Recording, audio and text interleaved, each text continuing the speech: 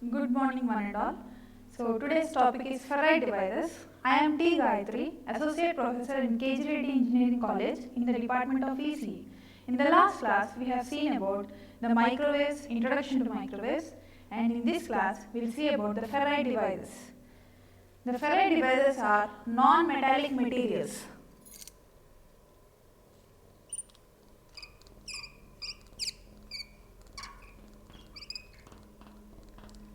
They are non-metallic materials, that means they are not metals, they are non-metallic materials. So they are also oxide based components.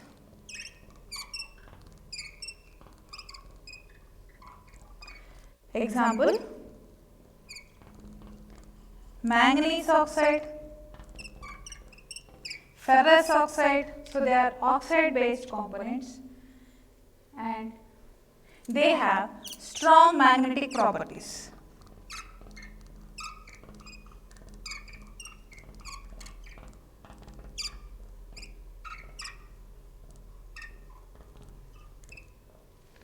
They have strong magnetic properties like ferrous materials.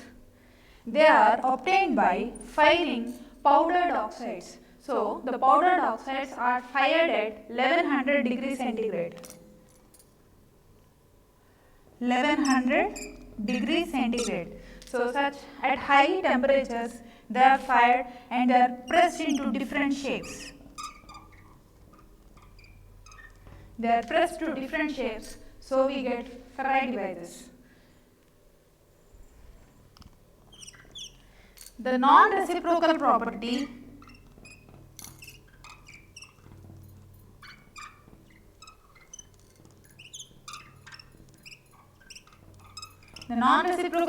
is an important property of the ferrite devices, that is, the powdered oxides which are fired at 1100 degrees centigrade and are pressed to different shapes, we get ferrite devices, right?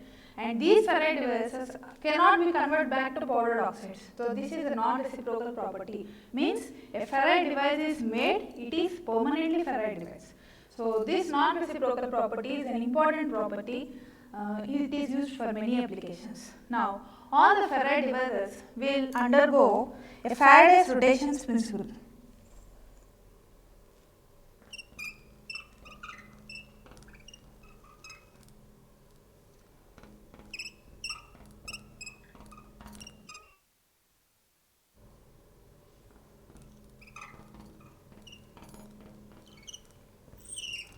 All ferrite devices will undergo Faraday's rotation principle. Now consider a circularly polarized wave.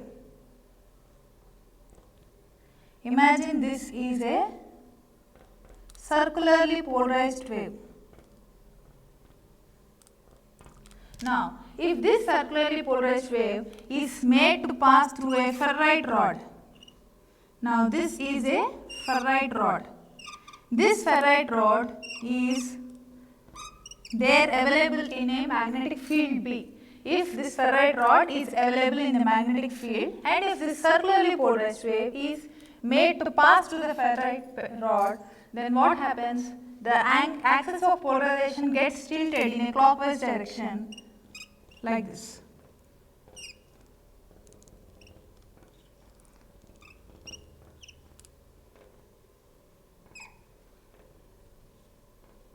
So, the axis of polarization gets tilted in a clockwise direction.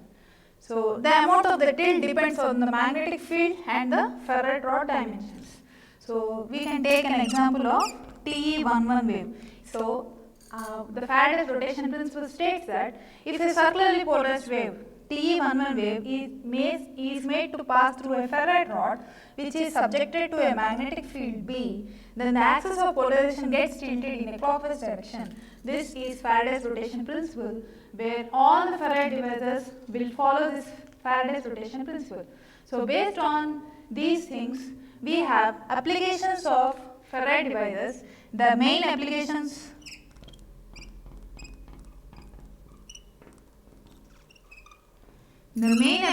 of ferrite devices are, the first thing is gyrator. What is a gyrator? I'll explain gyrator here. Gyrator is a device which has two ports, port 1 and port 2. So, when a wave is made to transmit from port 1 to port 2, it will undergo a phase shift of pi radians. When the wave is going from port 1 to port 2, port 1 to port 2, it undergoes a phase shift of pi radians. But when the same wave is transmitted from port 2 to port 1, it has 0 degrees phase shift.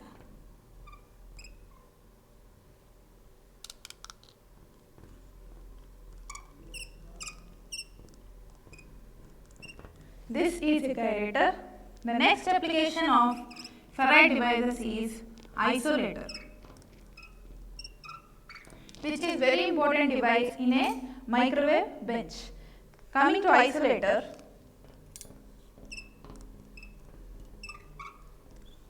isolator is a two-port device.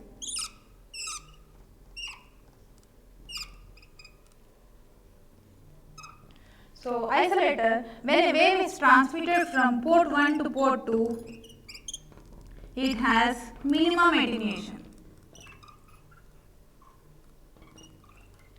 So, when a wave is transmitted from port 1 to port 2, it has a minimum attenuation of 1 dB or 2 dB. But when the wave is transmitted from port 2 to port 1, it has maximum attenuation.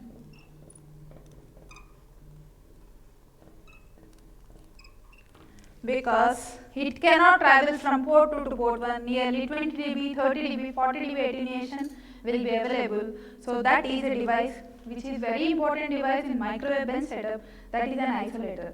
The third important application is circulator. Circulator.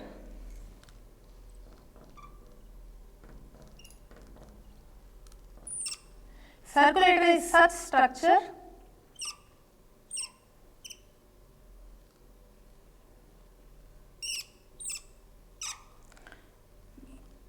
it can have any number of ports. I am taking a 4-port circulator. So, the wave will travel from nth port to n plus 1th port.